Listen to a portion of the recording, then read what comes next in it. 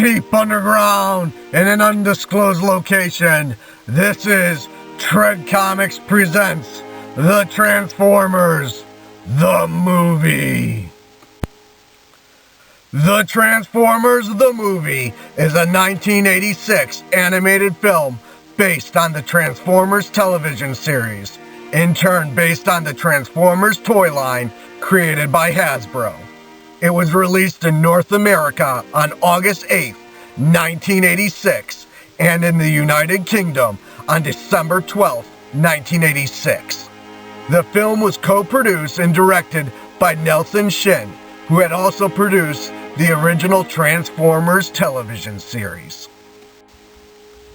The screenplay for The Transformers the movie was written by Ron Friedman, who would create the Bionic Six a year later. The movie featured the voices of Eric Idle, Judd Nelson, Leonard Nimoy, Kasem, Robert Stack, Lionel Stander, Moschitta Jr., Peter Cullen, Frank Welker. It also marked the final roles of both Orson Welles, who died the year before its release, and Scatman Crothers, who died months after its release. The film's story takes place in the year 2005, 20 years after the events of the TV series' second season, and serves as a bridge into the third season of the Transformers More Than Meets the Eye animated series. After the death of Optimus Prime during a devastating assault on Autobot City, the remaining Autobots are pursued by Galvatron, the regenerated form of Megatron and servant of Unicron, a planet-devouring transformer who sets out to consume Cybertron. The film is set to a soundtrack of synth-based incidental music composed by Vince DiCola and hard-driving metal music performed by various groups. The film featured several grand battles in which multiple characters meet their end, often in somewhat brutal fashion. This has led to the film being considered surprisingly dark, given its target audience.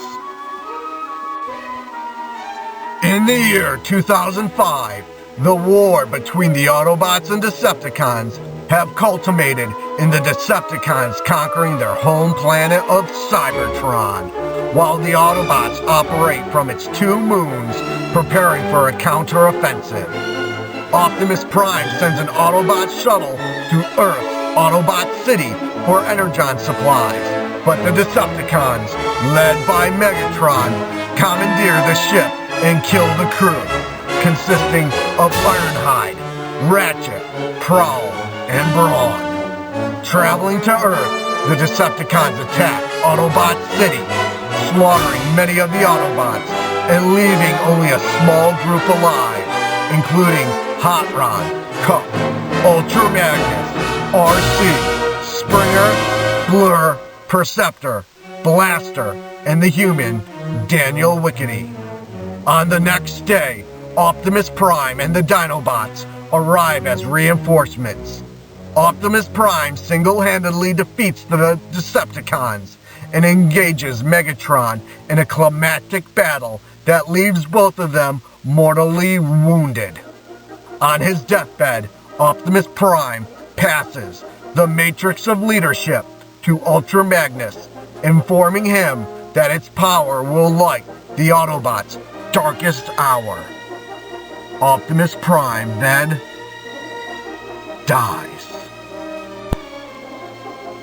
The remaining Decepticons retreat from the battle at Autobot City and head back to Cybertron. Mid-journey, they jettison their wounded from Astrotrain, including Megatron, at the hands of his treacherous second-in-command, Starscream. Drifting in space, the wounded are found by Unicron, a giant sentient cyber planet who consumes other planets. Unicron offers Megatron a new body in exchange for destroying the Matrix of Leadership, which has the ability to destroy him. Megatron reluctantly agrees and is converted into Galvatron, while the corpses of the Decepticons, jettisoned along with him, are used to create his new troops. Going to Cybertron, Galvatron crashes Starscream's coronation as Decepticon commander and destroys him before traveling back to Autobot City to eliminate Ultra Magnus.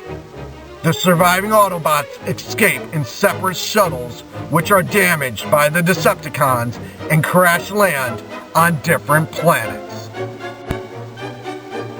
Hot Rod and Cup are taken prisoner by the Quintessence, a multi-faced tyrant who hold Kangaroo Courts and execute their prisoners by feeding them to the Sharktacons. Hot Rod and Cup learn of Unicron from Karax, a survivor of Lithone, a planet devoured by Unicron. After Karax is executed, Hot Rod and Cup escape their own trial, aided by the arrival of the Dinobots and the small Autobot Wheelie, who helps them find a ship to leave the planet. The other Autobots land on the planet Junk, where Galvatron kills Ultra Magnus and seizes the Matrix of Leadership, intending on using it to control Unicron. The Autobots reunite and befriend the local Junkians, led by Wreck-Gar, who then rebuilds Ultra Magnus. Learning Galvatron has the Matrix of Leadership, the Autobots and Junkians fly to Cybertron, which Unicron, discovered to be a gigantic transformer, has also now in robot form began to destroy Cybertron. The Autobots crash their spaceship through Unicron's eye, but they end up separated. Daniel rescues his father, Spike and Jazz, Bumblebee and Cliffjumper, from being devoured. Hot Rod confronts Galvatron, who tries to form an alliance, but is forced into attacking Hot Rod by Unicron. Hot Rod obtains the Matrix of Leadership, which converts him into Rodimus Prime, the Autobot that Optimus said would light their darkest hour.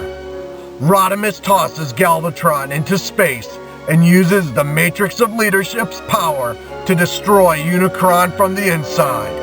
The Autobots celebrate the war's end and Cybertron's retaking with Rodimus Prime's inauguration, while Unicron's severed head orbits Cybertron. The Transformers the movie was budgeted at $6 million, 6 times greater than the budget used to create 90 minutes of the regular cartoon series. Nelson Shin's team of almost 100 personnel normally took 3 months to make one episode of the series, so, despite the extra budget, faced considerable time constraints in making the film, whilst also continuing production on the TV series at the same time. According to Shin, the decision on which characters to include or kill off were made by Hasbro. Quote unquote, they created the story using characters that could be best merchandised for the film.